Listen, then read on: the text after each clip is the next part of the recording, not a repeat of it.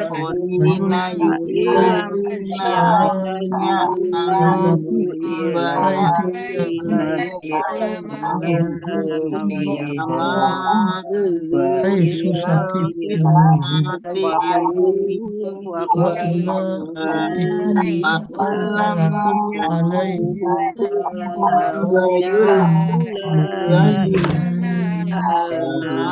ambaya sama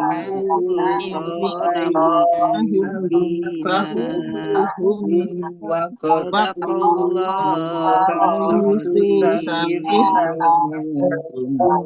Ma'ulaikum ja'alna lakum alaihim sultanan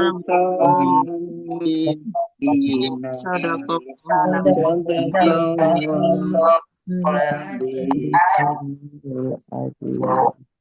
Bu Ariyanti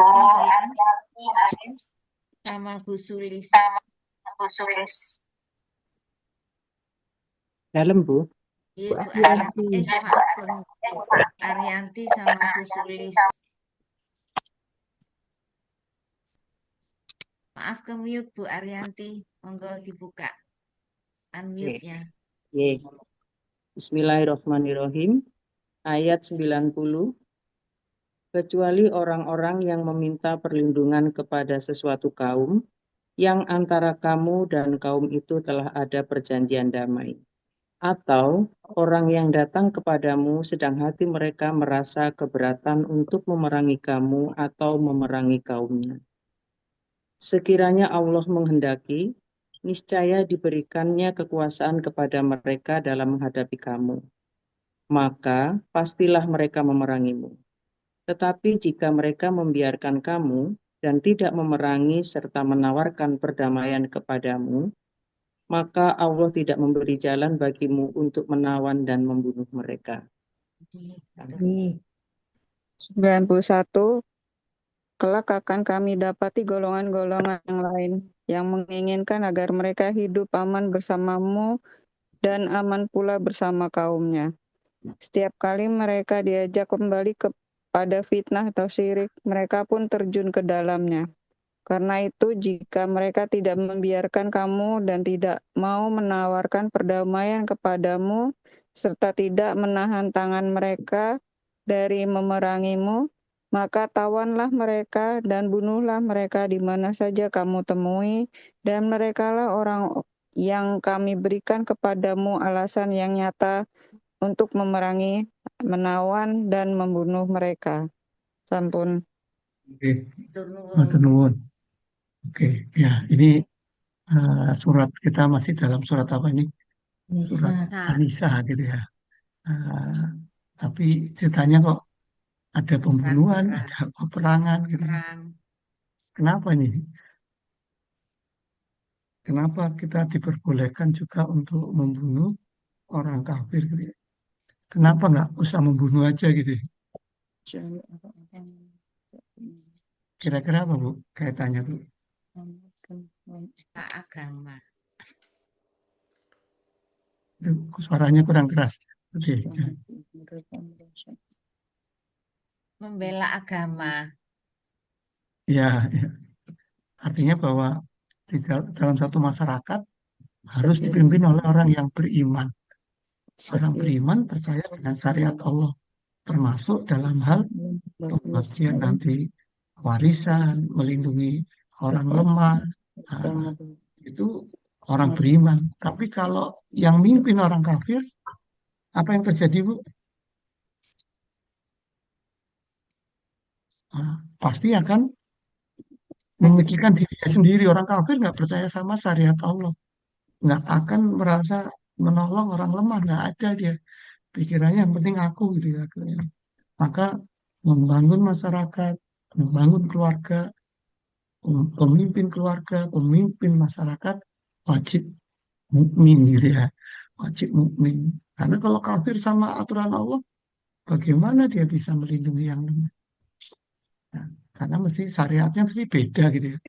Nah, syariatnya beda. Nah, ini karena itu Islam itu menyuruh sampai detail gitu ya, melindungi termasuk sistemnya. Nah, termasuk kalau ketemu orang-orang yang karakternya kafir kepada aturan Allah ya, ya udah, kalau memang dia ganggu kita ya diperangi gitu ya, harus dilawan. Kalau enggak yang lama kan, lama-lama dia bisa menguasai kita, kita nggak bisa. Walaupun kita baik siapapun, kalau pimpinannya orang kafir ya rusak negara itu ya. Itu aneh ya. Jadi tapi walaupun diperbolehkan memerangi, ternyata ada yang boleh diperangi, ada yang tidak diperangi. Ada tiga kelompok orang munafik yang, kenapa orang munafik? Karena orang munafik itu lisannya mengatakan Islam, eh, hatinya kafir. Begitu orang menyatakan Islam, maka kita haram untuk membunuhnya gitu ya. Membunuhnya itu dosa besar. Karena itu untuk orang munafik ini mau memerangi beberapa ayat ini dibahasnya, agar kita nggak keliru bahwa mereka benar-benar memang kafir beneran ya. Walaupun lisannya mengatakan Islam, tapi dia faktanya bahwa dia itu kafir. Sehingga kita diperbolehkan untuk memerangi mereka kalau memang diperlukan untuk perang gitu. Nah, jadi tapi kalau memang sekedar munafik nggak boleh untuk dibunuh ya, karena dia mengucapkan syahadat. Membunuh orang muslim sama dengan membunuh semua orang. Satu muslim yang dibunuh sama dengan membunuh semua orang. Dan itu dosa besar dalam maka ayat tentang memerangi orang munafik itu ayatnya panjang dan syaratnya itu banyak gitu ya. Barulah terpenuhi untuk boleh memerangi sampai membunuh. Jadi ini perlu digarisbawahi karena kalimat mengaku Islam itu sudah dipegang gitu ya. Nah, makanya di sini cerita tentang munafik, tapi Allah menegaskan mereka bukan munafik, tapi orang kafir. Ya, sama biar dia aman. Nah, dia ngomong kalau ketemu orang Islam, aku iman loh ya. Begitu dia di tempatnya sendiri dia kafir gitu ya. Maka Allah ingatkan ada orang yang munafik yang ngomong Islam tapi kafir. Nah, di antara orang munafik ada yang bisa diperangi, ditawan, ya, ada yang tidak gitu ya. Kita masuk. Jadi yang pertama nanti kelompok yang dilarang diperangi ya. Jadi dari 3 kelompok, 2 dilarang untuk diperangi. Siapa itu? Nah, kelompok munafik yang dia itu bersekutu atau berkoalisi dengan kelompok yang bekerja sama dengan orang Islam. Jadi kalau ada terikat perjanjian, ya misalkan dulu Nabi Muhammad itu di Madinah, begitu masuk ke Madinah, Nabi Muhammad itu membuat perjanjian kepada semua suku, termasuk orang kafir, untuk saling menjaga, tidak saling memerangi. Dan kalau ada yang dari luar memerangi salah satu dari suku yang ada di Madinah, maka mereka wajib untuk bekerja sama untuk melawan itu. Ya, jadi ada perjanjian dengan orang kafir. Nah, kalau ada orang munafik kemudian ikut ke kelompok kafir yang sudah terikat perjanjian damai dengan orang Islam, maka orang kafir itu, orang munafik yang tadi pindah ke situ, dilarang untuk dibunuh. Karena dia ikut sama kelompok yang terikat perjanjian dengan Islam. Nah, itu. Yang kedua, kelompok yang nggak boleh diperangi. Yang kedua adalah kelompok yang memang dia nggak beriman kepada Islam, nggak mau beriman, dan juga dia masih seperti biasanya, tapi dia nggak mau berperang dengan orang Islam dan juga nggak mau berperang dengan kaumnya. Dia orang yang aku maunya hidup damai aja lah. Ini nggak mau ikut perang, nggak mau. Kamu mau Islam silahkan, saya nggak akan ganggu gitu ya. Tapi saya juga eh, seperti ini gitu ya, seperti ini. Saya nggak terlalu ngereken masalah masalah akidah ya. Nah, ini ada orang yang hidupnya pokoknya yang penting aku iso iso makan, iso ini, aku nggak ganggu kamu dan nggak ikut memerangi sana. Saya maunya netral netral aja ya. Nah, nah, orang yang seperti ini juga tidak boleh diperangi. Nah, dia memang nggak ganggu kita, walaupun dia kafir dan dia nggak membantu musuh, nggak ikut ini, ya dia netral di kedua belah pihak, maka ini juga dilarang untuk diperangi. Ya, jadi dari tiga, dua dilarang untuk diperangi. Ya. Nah, kemudian yang berikutnya, kelompok yang boleh diperangi, kelompok yang diperangi adalah satu kelompok yang memang eh, mencari aman, jadi dia mencari aman untuk harta dia, jadi ke Islam, mengaku Islam, nanti ke musuh, dikembali ke kafir lagi gitu ya. Itu modelnya gitu.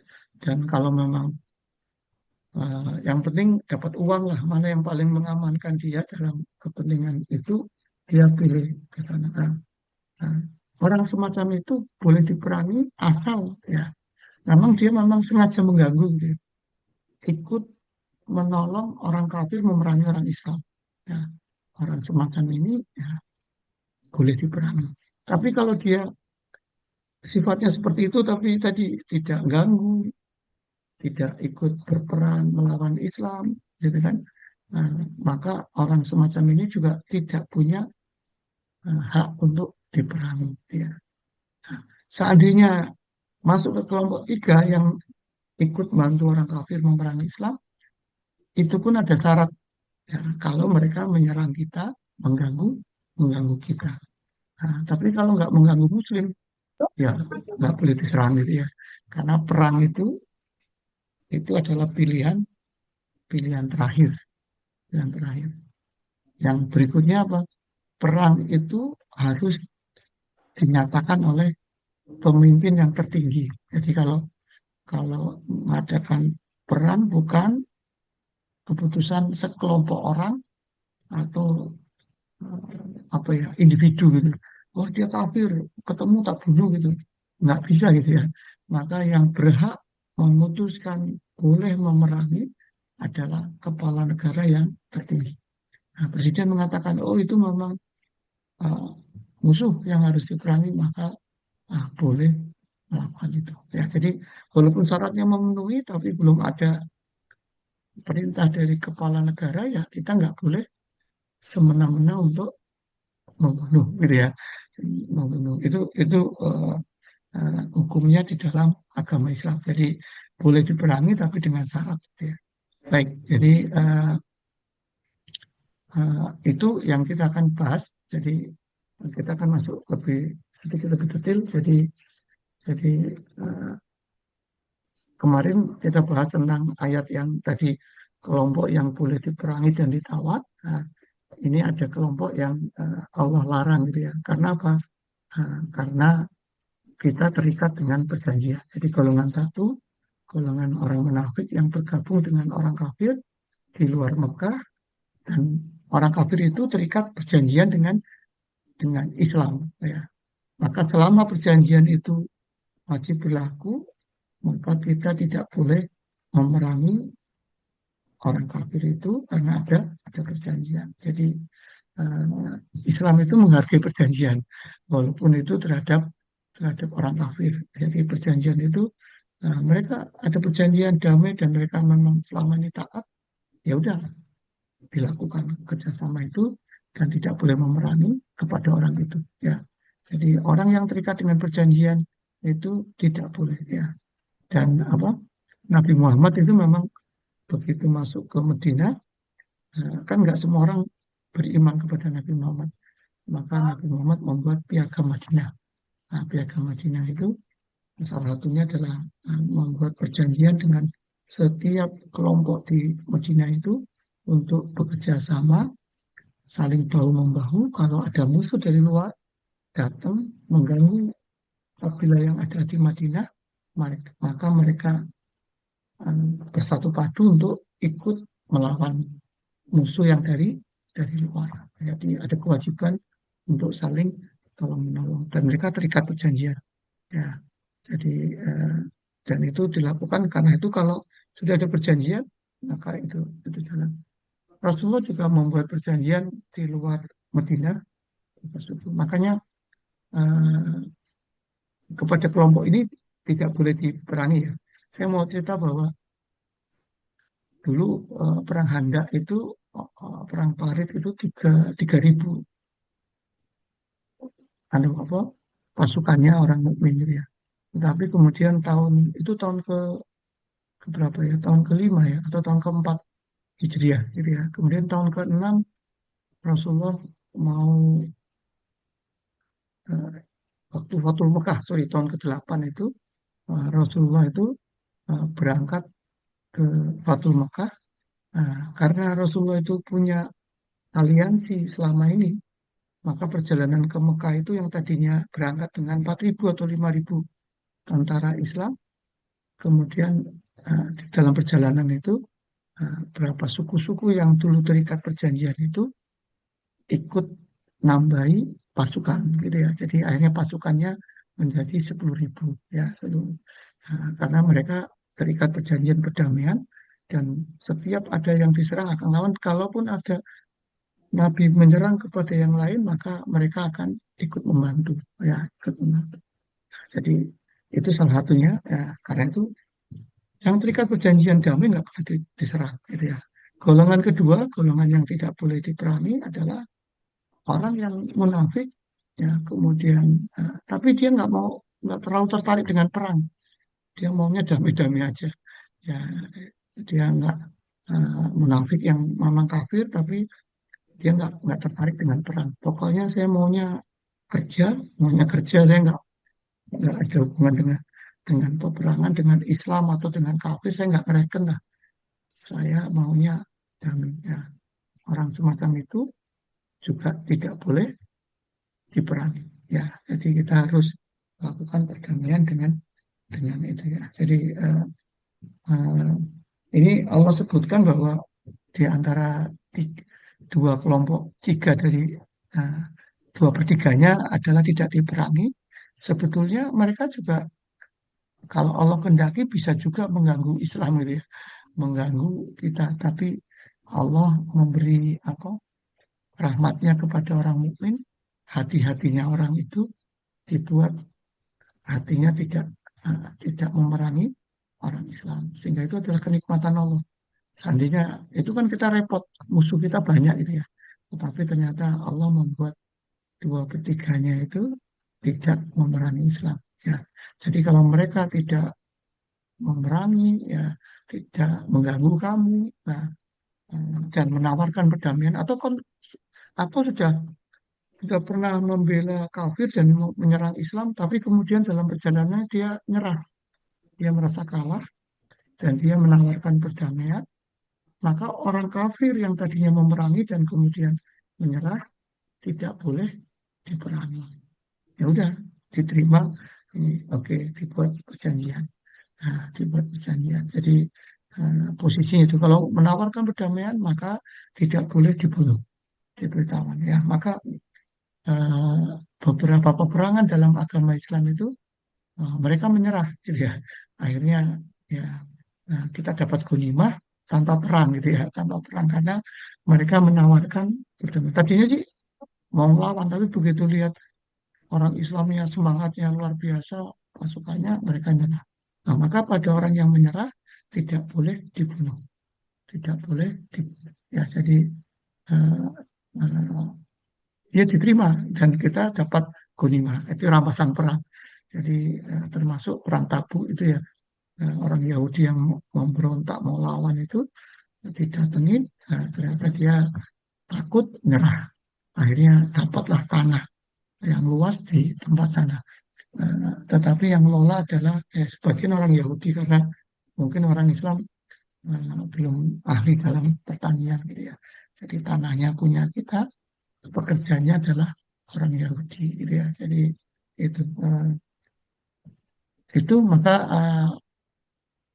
kesimpulannya apa? Orang kafir yang mengangkat senjata dan melawan Islam itulah yang boleh diperangi. Kalau mereka tidak mengganggu, tidak memerangi, ya nggak boleh diperangi, gitu ya. Jadi yang boleh diperangi hanya yang melawan ya dan memerangi umat Islam. Ya, tapi kalau orang kafir itu tidak mengurus pedang, tidak memusuhi, maka kita tidak perlu menawan atau berperang, gitu ya. Nah, oke. Yang berikutnya kelompok ketiga. Kelompok ketiga ini kelompok yang munafik dan sudah mengarah ke kafir, ya. Itu kelompok yang satajuna ahorina yuriduna an ya'manukum wa manukomahum. Ya, ada kelompok ketiga yang dia maunya hidup aman, dia merasa aman terhadap peperangan dengan menyelamatkan hartanya dengan cara dia tadi begitu datang ke Islam, mengaku Islam, kalau pulang ke kampungnya atau pulang ke tempat yang lain, dia akan berperilaku seperti orang kafir. Dan dia memang cenderung untuk membela orang kafir. Ya. Siapa itu mereka itu? Kelompok yang lain itu. Menurut beberapa mufasir itu kaum As'ad sama Ghatafan. Ya. Ada yang menafsirkan orang Mekah, ada yang menafsirkan itu adalah golongan Tihama, tapi yang paling banyak dipegang oleh mufasir adalah kaum As'ad dan Ghatafan. Ya, jadi dia memang datang untuk ke Madinah, ya masuk Islam, ya mengaku bersahadat gitu ya. Tapi begitu pulang kampung, ya kampungnya bukan di Mekah nih, mereka kembali ke kekafiran. Ya, jadi dan dia memang masuk Islam kenapa? Karena dia ingin mengamankan harta bendanya, ya harta bendanya dengan cara saya kalau Islam nggak akan diminta ini paling kan zakat gitu ya. Kalau mampu, kalau nggak mampu ya nggak akan diminta zakat gitu ya. Maka dia ngaku Islam. Nah, kalau orang kafir mesti harus apa? Harus membayar jizyah. Maka untuk menghindari pembayaran itu dia menyatakan keislamannya. Ya. Tapi begitu dia pulang kampung, ke kaumnya dia khawatir kedudukannya hilang, maka dia ya ikut uh, seperti kaumnya gitu ya. Kaumnya itu misalkan menyembah patung, ya dia menyembah patung kembali lagi ke kaumnya. Dan kalau kaumnya lagi memerangi Islam, dia ikut lagi untuk memerangi Islam. Dia nggak mikir itu. Yang penting aku aman, aman pada saat ketemu orang Islam, aman dari orang Islam. Kalau ketemu orang kaumnya, dia juga aman dari kaumnya. Ya, jadi ini tipe yang ketiga gitu ya. Dan mereka juga setiap kali diajak ke arah fitnah, fitnah di sini adalah kekafiran, gitu kan. Mereka langsung ikut ya, ikut kembali ke kafir. Padahal barusan mengucapkan syahadat gitu ya. Tapi begitu kembali ke kaumnya, menjadi kafir. Karena itu mereka kalau mereka itu tidak memusuhi kamu, tidak mengganggu kamu, ya nggak boleh kita memerangi mereka atau menawan mereka.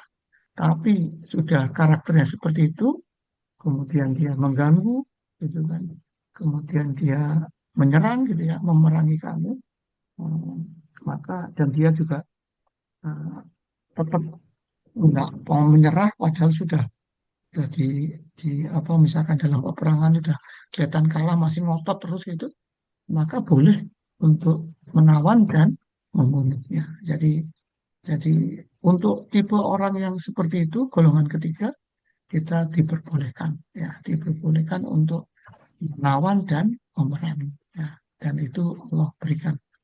Nah, zaman sekarang, sekali lagi untuk mengingatkan, zaman sekarang ini uh, putusan untuk melaksanakan perang harus diberikan kepada pemimpin tertinggi. Jadi kita nggak boleh secara kelompok tiba-tiba menyerang kelompok lain gitu ya. Oh ini kafir jelas boleh saya bunuh nggak bisa gitu ya. Penetapan itu harus penetapan berdasarkan putusan negara. Negara. Oh ya dia memang memberontak, dia memang melawan Islam dan dia menunjukkan memang dia mau keluar dari Islam maka boleh diperangi selama pemimpin itu memutuskan. Ya kalau di Indonesia mungkin pimpinan tertinggi adalah presiden. Maka kalau ada satu kaum atau satu daerah yang tiba-tiba menentang, ya, kemudian pemberontakan, nah, itu boleh diperangi kalau ada perintah dari pemimpin yang tertinggi. Ya, itu aturan Islam. Jadi sekali lagi bahwa perang itu membunuh itu adalah pilihan pilihan terakhir. Ya, dan yang dibunuh misalkan itu harus dilakukan adalah orang kafir dan itu harus nunggu nunggu perintah dari pimpinan. Yang kedua, orang kafir yang dibunuh adalah orang kafir yang memerangi kita, ya, menyerang kita. Barulah menyerang kita dan kita nggak ada pilihan lain kecuali membela diri dan melakukan perlawanan gitu ya. Karena kalau nggak kita mati gitu ya. Dan yang seperti itu diperbolehkan dilakukan sana. Nah, karena itu sekali lagi saya terakhir tentang tadi bicara tentang munafik, tapi kok tiba-tiba kafir. Membunuh dalam agama Islam, membunuh orang Muslim adalah dosa besar. Ya. Maka kalau ada orang sudah mengaku beriman, lisannya beriman tapi hatinya itu kafir, itu juga perlu dicek ulang gitu karena orang munafik itu ada yang gitu kan. Nah, maka dicek. Kalau memang orang munafik ini sudah jelas kafir, nah, maka tempatkanlah dia sebagai orang kafir yang boleh diperangi. Tadi ya, kafir ada yang nggak boleh diperangi. Tapi kalau kafir dia mengganggu, sudah kafir, orang munafik kemudian perilakunya kafir, dan yang kafir yang mengganggu Islam, memerangi Islam, nah, maka kita boleh memerangi dia, ya, memerangi dia.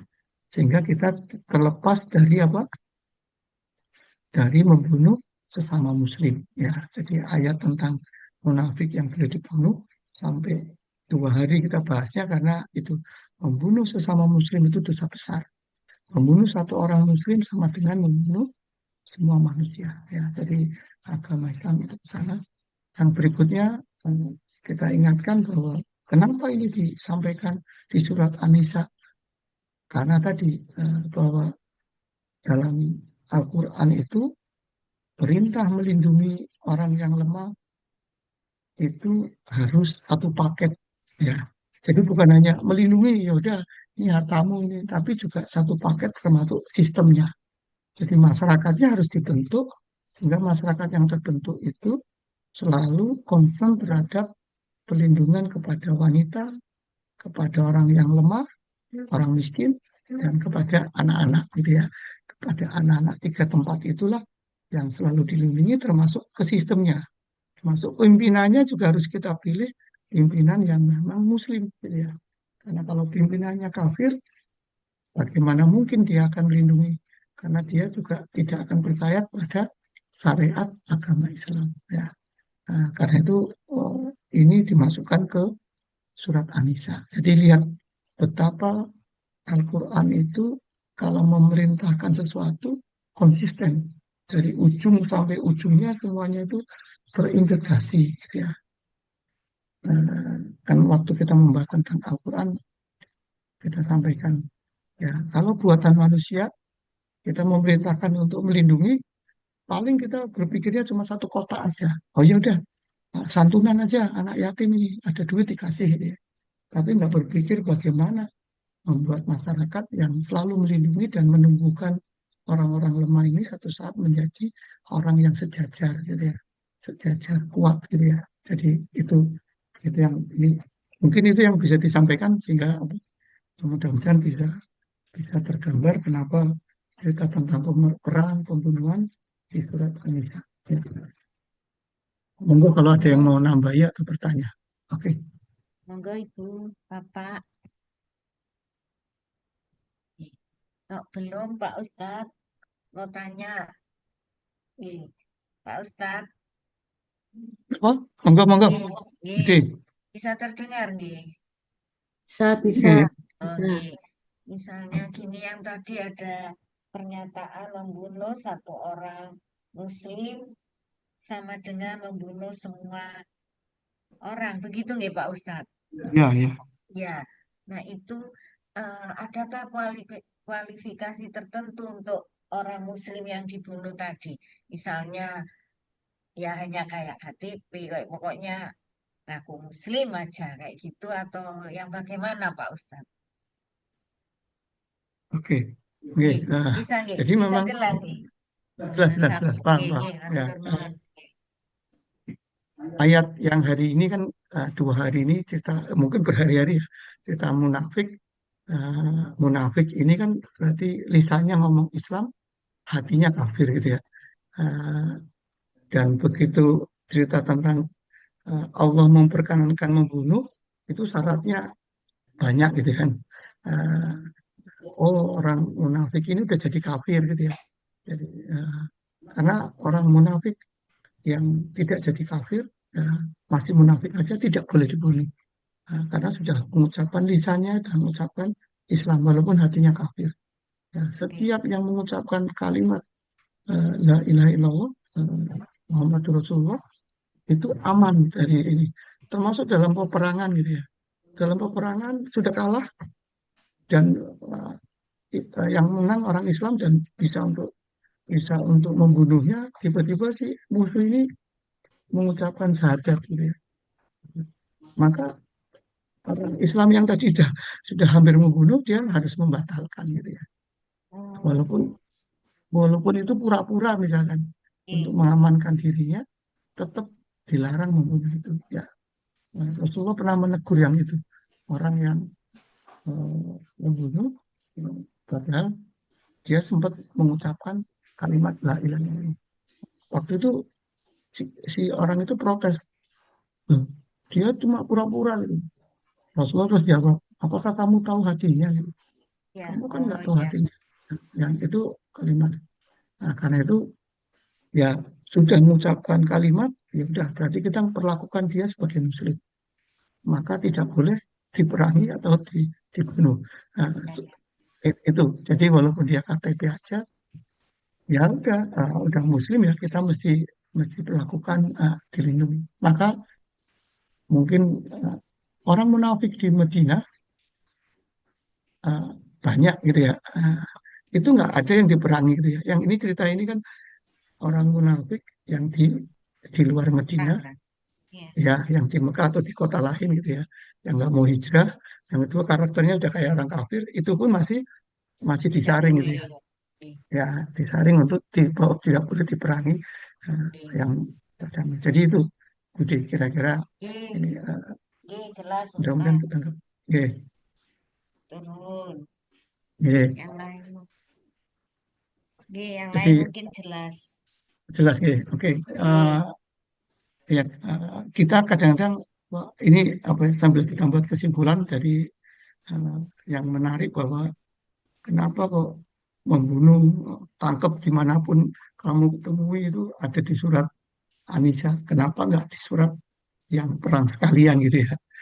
Karena memang konteksnya adalah dalam agama Islam itu membangun masyarakat, membangun ini penting gitu ya. Jadi melindungi yang lemah itu adalah tugas pokok pemerintah, pemimpin gitu ya. Maka pemimpin itu harus kita pilih, kita latih gitu ya, sampai berpikirnya itu holistik gitu ya, bukan cuma sepotong-sepotong gitu ya. Maka ajaran Al-Quran itu rapi, terintegrasi, dan tidak ada yang bertentangan satu dengan yang lain. selaras itu ya, selaras ya.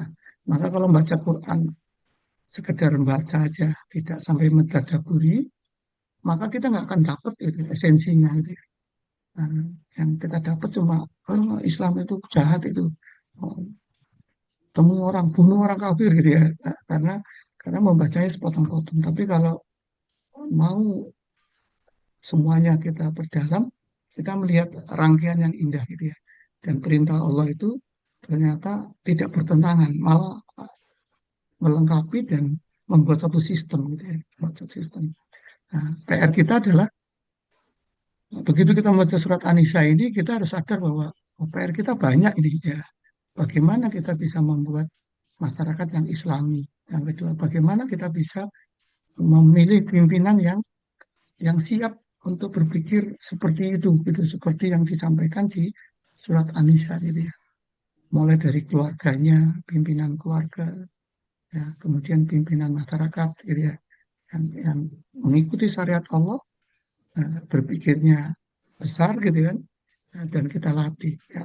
Karena itu mudah-mudahan kita setelah ngaji ini, ayo kita praktekkan ya, anak-anak kita, keluarga kita mulai kenalkan agama Islam dengan baik, dan mereka kalau suatu saat memang jadi pemimpin ya pemimpin yang siap gitu ya, siap untuk berpikir besar gitu ya, melindungi orang yang lemah dan membantu orang lemah dengan sistem gitu ya, dengan masyarakat, bukan sekedar membantu sekedar ya aku punya duit nih, tak kasih sedekah aja gitu ya. Orang yatim yang ada duit lu ini tak kasihkan gitu ya, itu nggak akan membantu apa-apa gitu ya. Ya walaupun itu juga sedekah gitu ya, tapi sedekah yang juga sedekah membuat sistem gitu ya, membuat sistem, menjalankan sistem gitu ya. Nah, mudah-mudahan ini ketangkep gitu ya. Jadi ngaji kita tiap hari, kemudian kita pahami, kemudian kita mulai praktekkan, ya, praktekkan di keluarga kita lah. Kita mulai, ayo, sehingga anak-anak masa depan siap ya menjadi orang besar gitu ya, menjadi rahmatan lil alamin. Maka para sahabat ya, dari 124.000 sahabat itu 90%-nya itu menyebar ke seluruh dunia gitu ya. 10%-nya yang tinggal di Arab. Karena apa? Mereka membuat masyarakat baru, menyebarkan agama Islam di tempat yang baru, dan akhirnya agama Islam berkembang sampai ke tempat kita ini ya, dengan pemahaman yang ya ya harusnya kalau begitu bisa membaca Quran, pemahamannya akan sama, pemahamannya sama ya. Jadi setiap Islam berkembang kemana-mana, maka tumbuhlah masyarakat Muslim yang makin taat sama Allah, dan umatnya berkembang, umatnya tambah tambah, bukan penjajahan gitu ya. Jadi peperangan bukan untuk penjajahan, tapi untuk membuka hatinya, membuka pikirannya untuk menjadi umat rahmatan lil alam ya. Mudah-mudahan cerita tentang perang, cerita tentang munafik ini kita menangkap dengan utuh ya, dengan utuh, bukan yang dilihat adalah kekejamannya gitu ya. Karena sekali lagi kesimpulannya, perang adalah pilihan terakhir, membunuh itu pilihan terakhir ya, pilihan terakhir. Kalau sudah terpaksa itu ya kita lakukan ya, kita lakukan karena umat Islam itu disegani gitu ya. Tanpa perang pun orang sudah takut sama orang Islam ya, karena orang Islam konsisten terhadap apapun yang diperlakukan oleh Allah, dia tepati gitu, termasuk perjanjian dengan manusia ya. Mudah-mudahan kita semua bisa menjalankan ayat ini ya, dan melaksanakan, termasuk nanti anak keturunan kita juga bisa membuat masyarakat yang lebih baik dibandingkan zamannya kita gitu ya. Mari kita didik, kita kembangkan mereka seperti yang dianjurkan oleh Al-Quran. Makasih, kita tutup dengan kafatul majlis. Subhanallahumma wa bihamdika asyhadu an la ilaha illa anta astaghfiruka wa atubu ilaik. Allah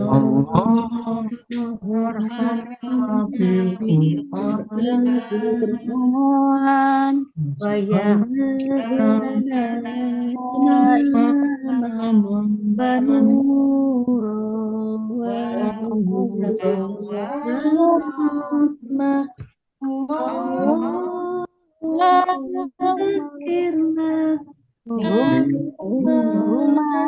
Nasina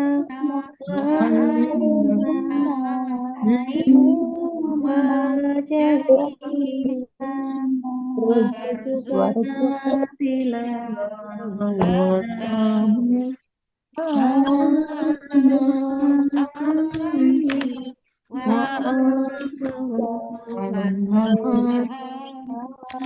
waj'alhu lana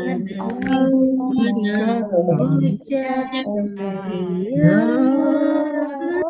Rabbal alamin. Matur nuwun Pak Ustaz. Oke, matur nuwun, mohon maaf. Assalamualaikum warahmatullahi wabarakatuh. Waalaikumsalam warahmatullahi wabarakatuh.